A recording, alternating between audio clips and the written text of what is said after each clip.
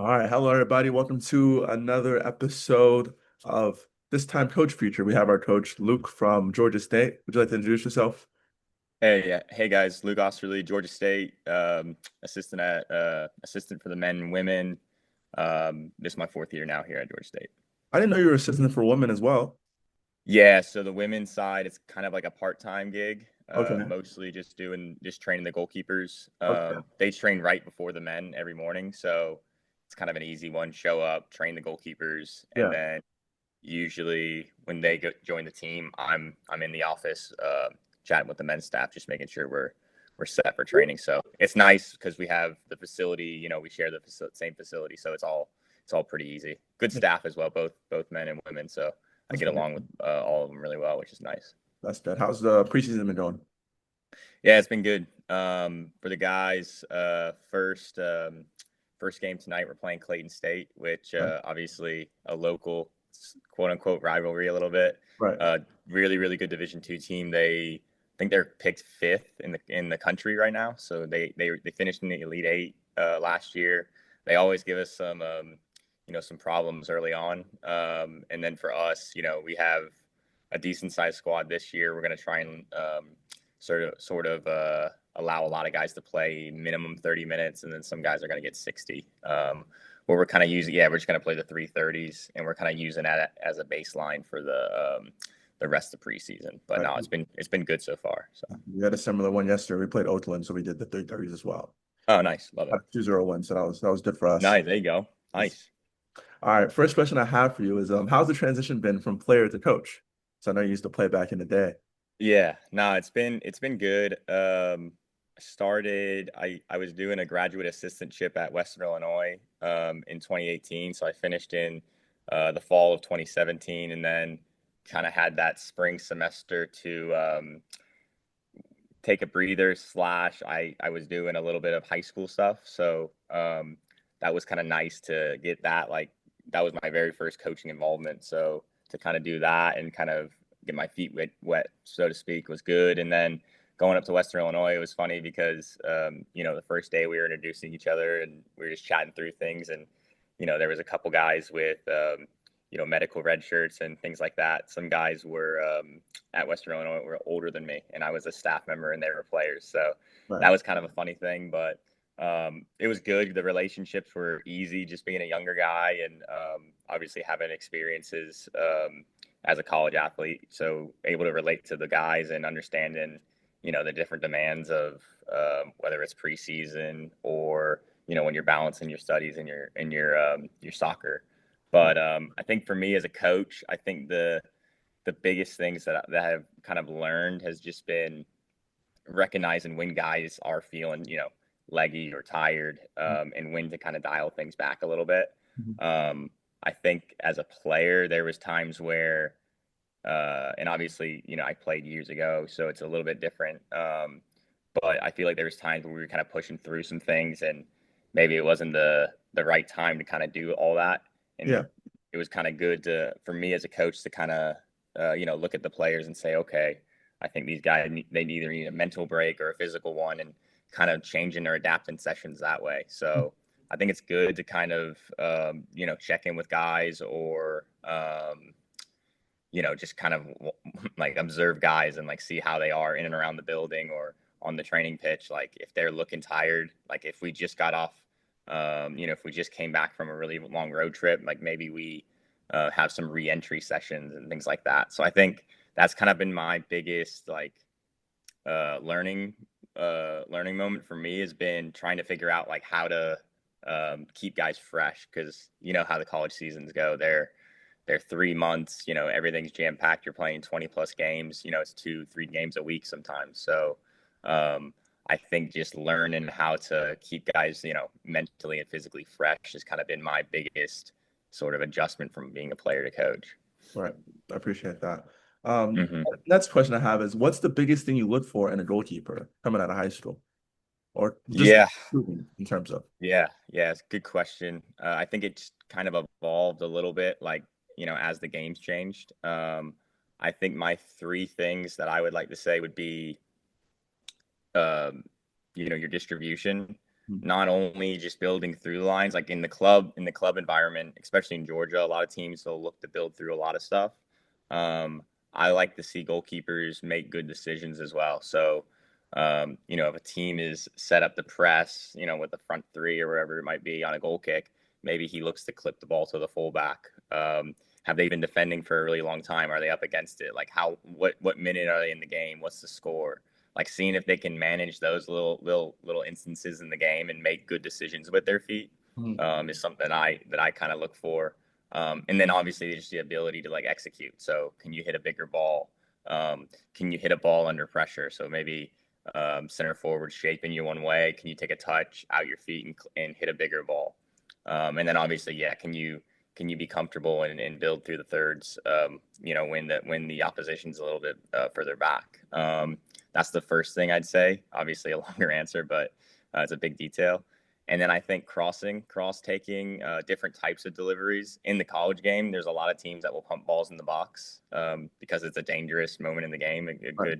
good chance to score goals. So I think just being comfortable, going through traffic, making good decisions, whether it's catch or punch, or deflect.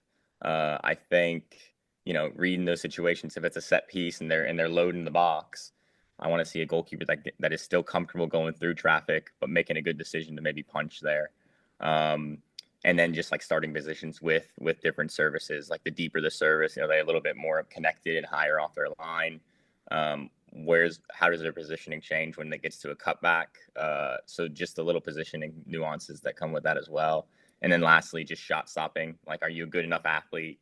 Um, if you're not, and maybe some guys aren't blessed with being 6'7" like yourself, but the guys that are maybe a little bit more undersized, like are they really really explosive, or do they have really really good feet moving across the goal? Mhm. There's some goalkeepers that I've worked with that are undersized who their lateral mobility to get across the goal and set for different types of shots. That's something that's intriguing to me as well. So I think I would say those are the three categories. The in possession piece, Mhm. dealing with delivery, so like defending your area, and then just like overall just shot stopping. Yeah, that's good. Thank you. Uh, Hmm. and that's the question I asked is what goalkeeping style do you try to teach or implement into your goalkeepers? Yeah, I think I want a goalkeeper that wants to play forward fast. That's a little bit of Georgia State as well. We want our sight lines to be forward first. So a goalkeeper that's whether they're catching a cross or they're picking a ball up and they're looking to play quickly. That's the kind of the first option. Um, I want a goalkeeper to be uh, assertive. I'm trying to think of the right way to say it. A guy that knows when to be assertive. So if we're defending deep and we're defending in our own area, like I want their tone to change. I want them to be really really assertive in that sense. And then when if we're defending higher up the field or we're kind of rest defending, like can they be a little bit more calm, but they're still kind of organizing and being proactive. I Hmm. also want a guy who is comfortable moving side to side when the opposition's shifting it side to side. I want a guy that's slightly moving and staying, engaged. Yeah. That way, if they do play the bigger balls into the channel, like can we go and help out our goalkeepers? Mhm. So it's like it's not necessarily a style, but I would say like a guy who's very proactive and engaged and wants to help the team and sort of limit moments of, oh, we have to defend the goal all the time. So I would say a guy that's really proactive and wants to help the team limit those moments of defending the goal. And being proactive, what would you say is a correct rule and like stance of how high to be and how low to be with Mm-hmm. respect to where your defense is? Would you say there's Yeah, yeah. I want to. Yeah, definitely. It kind of changes based on pressure on the ball, I'd say. So if let's say the opposition is building through the thirds and they broke our initial press and we don't have any pressure on the ball, I don't want our goalkeeper to be really really tight to the back line because the ability for midfield players without pressure on the ball to maybe hit it over the goalkeeper. Obviously, that's a rare instance in the game, right? but I want to recognize when we can be nice and tight. I think as the like we always whenever the ball goes negative when the goalkeeper says step, like it's kind of a trigger for them as well. the rule of thumb is usually no more than 20 yards of space. Okay. Um, and I think a lot of that as well is when I was talking about shifting earlier, if the center, like let's say the opposition's building in a three, the center back has it, he plays all the way out to the wing back on the sideline. I want my goalkeeper to slide to the right, and the arc that's right in front of Yeah. the 18-yard box. I want him to kind of get to the corner of the arc there, Hmm. because I think the danger is if the wing back looks to play a nine that's running in behind or running Yeah. into the channel, we can be in a spot to go and close. So you would Um, use that arc as a little guideline of where to be. yeah, I'd say so. And then as it gets closer and closer to the goal, so once they break into like our defending third, obviously it's more defending the goal actions, and we're probably dropping, in and around our 6 yard box. Hmm. Everyone's a little bit different, but I think that lateral shift is more important than your height sometimes. Because if Okay. you're laterally at a good spot, you have the ability to go and sweep up actions. Yeah, I agree. I agree. Mhm. Thank you. The next question I have for you is how do you balance developing a goalkeeper's strengths versus fixing their weaknesses? Yeah, it's a good question. I think I think the spring season in college athletics is important. The fall is really, really difficult at times. Most teams are carrying 3 and 4 goalkeepers. There's going to be moments where one guy's playing, the others aren't, and the sessions are, like I mentioned, there's so many games in a season in the fall, so a lot of it's match prep, and we're kind of worried about the opposition slash catering a little bit towards the number one. So reactive sessions based on how the goalkeeper played on the weekend, um, working on fixing kind of some of the things that I may have seen, and then the big emphasis on the opposition. So looking at the opposition and making sure we're prepared for them. I mentioned the spring because I think the spring is a time where it's a more like a professional schedule where you're training throughout the week and then you have a game on the weekend. Mhm. I prefer that schedule a little bit more because I feel like you're able to really dive deeper into improving goalkeepers, whether it's their strengths or kind of looking into their weaknesses. Um, I think meeting with the goalkeepers prior to a spring season or early on in a spring season and kind of chatting through what their thoughts are as well. Because it is helpful. There's going to be times where you're going to agree and it's going to be spot on, and then there's going to be times where you may be thinking a different thing. So kind of having that dialogue and asking, okay, what do you think your strengths are? What are some things that you want to work on? Um, I think trying to develop a super strength for a goalkeeper is important, especially um, in the high school level and as they're trying to become a college goalkeeper or beyond, because that's going to set you apart on a college tape. So I mentioned the three things that I look at. Your distribution, your cross taking, and your shot stopping. If you think one of those three things is a strength of yours, I think it's really important to kind of to continue to like set yourself apart. So whether it's shot stopping, okay, you're an amazing shot stopper. Like what can you do to to make that a super strength and really set yourself apart and make yourself special on a highlight tape or in full games. So um, as a coach, recognizing those are strengths, and uh, you'll hit those sessions every so often, but if the goalkeepers are fresh and they're feeling good, doing a little bit of extra maybe before or after the session, and it doesn't even have to be very long. Like if it's okay, we haven't done many angled shots today, we did a lot of wide deliveries, let's hit some angled shots at the end. Or this goalkeeper is a really good shot stopper, they need to work on cross taking. We work on some wide deliveries, but then the second action or the third action may be a shot from distance or a shot, like where a knockdown may happen from across. Right. So I think it's interesting to. That's why it's nice to have multiple goalkeepers in the college setting, because you're able to do, have multiple actions and sets, and I feel like you're able to kind of incorporate, you know, uh, working on goalkeeper strength and building that up a little bit more, as well as improve on some weaker areas or some areas that we need to sharpen up on. Right. Right. Thank you. The next question I have is, in your opinion, what separates a good college goalkeeper from a great one? Yeah, hmm, I think I go back to just their mentality and being assertive at the right times. I think when you tell a goalkeeper, "Oh, you need to be loud," like they feel like they need to be that level all the time, 90 minutes. And the problem with that is if you're like that for 90 minutes, it for defenders and other players close to you, it becomes white noise. Yeah, So I think the ability and it becomes even more frustrating for the goalkeeper because yeah. you'll be screaming when you need to scream, and then all of a sudden, and then the defenders or the sixes or whoever closer to you, they don't listen to you at all. So I think picking and choosing those moments when to project your voice, I think that kind of separates goalkeepers. Hmm. Um, because it's such a little detail, but it goes such a long way. Yeah. And it's difficult to, you could be playing and there could be thousands of fans. If it's a really big college game, and picking those moments when to project your voice and to really like be heard, I think that kind of separates the goalkeepers. Because once you get to a certain level, you know, a lot of the goalkeepers are quite similar in those three things that I mentioned before. But I think that little nuance of the game is really, really important. And I think it's something that if you're a great goalkeeper and you're able to do that, you're going to set your team up for more success and more organization. Yeah.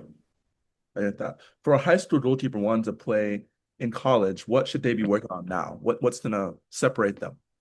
Yeah, I think it's a tough one because I always go back to when I was a high school goalkeeper coming to college. I didn't know that answer, and I wish that someone would have told me, "Hey, you need to work on these things." So I think it depends on it's a case by case basis. I think because some goalkeepers may need like they may need more reps being comfortable like receiving a ball or those first initial like build phase actions because there are teams that do look to build through the thirds, but then there are some kids that they may have a really high athletic ceiling, but maybe at the club level or their high school team, definitely their high school team, a lot of those teams aren't looking to build or play a certain way, so they kind of lack those reps with their feet. So I think um, trying to get together with friends and go through um, tight little passing patterns and movements like that, just working on loads of reps, loads of movements. It doesn't even have to be you like behind in front of a goal, center back. Like it doesn't have to be that shape. It can be a box, it can be an L, it can be a diamond, it can be all those different things. But just working on getting those close contacts with your feet Hmm. and receiving it left foot, right foot, you know, moving your first touch, those little things, getting comfortable playing first time, Yeah. body A shape, different environment. those exactly those little things. Like when I was in high school, I'd never worked on any of that stuff, and I thought standing in goal and having players shoot on me was the most important thing. And when I would go out and train with my friends, they usually started with some passing patterns or some tight touches.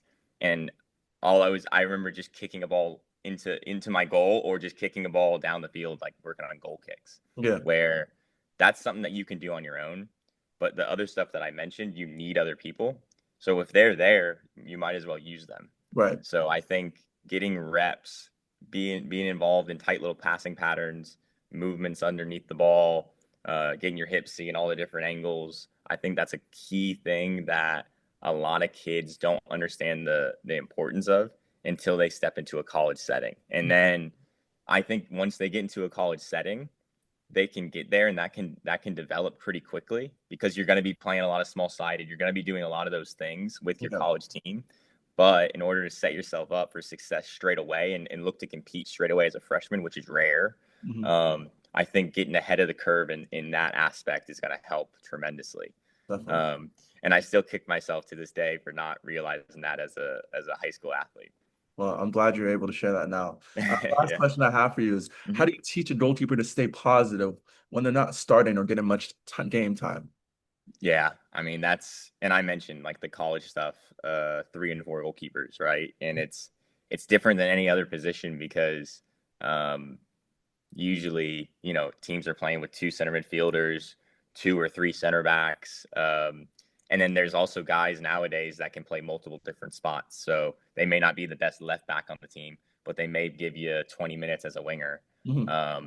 So for a goalkeeper, one usually plays. Like not many teams in the country will split time in college. So I think coming in and realizing that it's one job, and there's 3 to 4 goalkeepers, and if you're not the guy week one, it doesn't mean that you're not going to be the guy week nine. So you it's so difficult to say, okay, I'm gonna still train like I'm the number one. It like everyone says that, right? Like, oh, you're not the number one, but you still need to train like the number one. It's so easy to say that here, sitting on a computer with you, Yeah. but um, to go out there every single day and kind of know deep down that, oh, I'm not the one. This guy may be a little bit better than me, or he's more experienced than me right now, but having the maturity to recognize, like, if I continue to train in a certain way, like it's going to set me up in the future. It's going to set me up when there's a red card, an injury, a suspension. Like there's so many different things that can happen in college athletics Hmm. that you always have to be ready.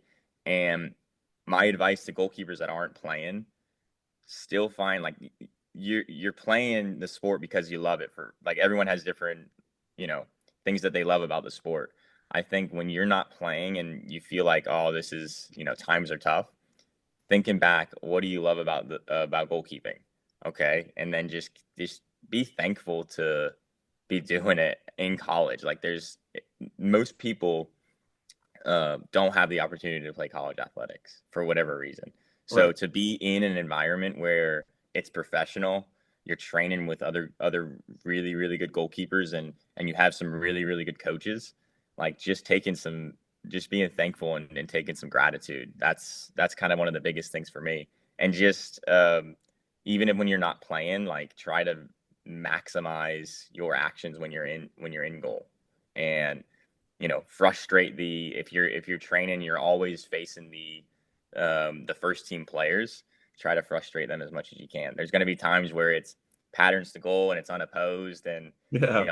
all they're doing is squaring it across the goal. Like, can, can you how can you influence them and try to make them better? Like, can you go for every single action? Hmm. Maybe. Like so. Um, I think just trying to find those little moments, like just to take joy and just keep enjoying it. But Yeah. I think just recognizing like your time can come at any moment, and it may not be the most ideal. Um, like my senior year in college, I was the backup, and at that point, I had kind of recognized that role for myself. The guy in front of me, we were in the same class, and he transferred in the year before, and he was a tremendous goalkeeper, one of the best I've ever worked with. Hmm. And like talk about mentality, he was incredible. But I hadn't played a single game my senior year, and I had played a little bit throughout my career. But my senior year, I hadn't played a single game. The team was doing really, really well, and I was in the mental headspace that like I was just really enjoying it because I knew it was my senior season. And I was every time we trained, I just tried to attack every single session, and I was like, okay, we're doing patterns to goal. Um, the starting 11's out on the field. I'm in the goal. Like I'm gonna try and do everything that I can. And then he unfortunately went down in the conference semifinals, and I had to play the last 30 minutes of that game. Hmm. And then my only start in my senior season was in the conference final against it was Coastal Carolina, who were top 20 in the country at the time. So um, unfortunately lost that game, but I felt prepared for that Yeah. moment because of my training habits and because of the environment that I was in, and just trusting that if I worked as hard as I possibly could, I would be ready for whatever moment I was thrown into. Hmm. And like I said, it ended up being the most important game of our season that year. And um, even though it was such a massive moment, it didn't really bother me much just because of the way I approached things. Hmm. And listen, it's such a hard thing to do. Like it's so hard to. I'm not playing. I'm gonna still be an incredible teammate, working tremendously hard. I understand why it's not easy to do that, but if you can take that mindset and that approach, it's gonna benefit you and your team in the long run. Right. I Yeah. agree. Hmm. Well, thank you so much. That's all I have for you. Thank you for Awesome. tuning in to another week of player coach feature. So thank you.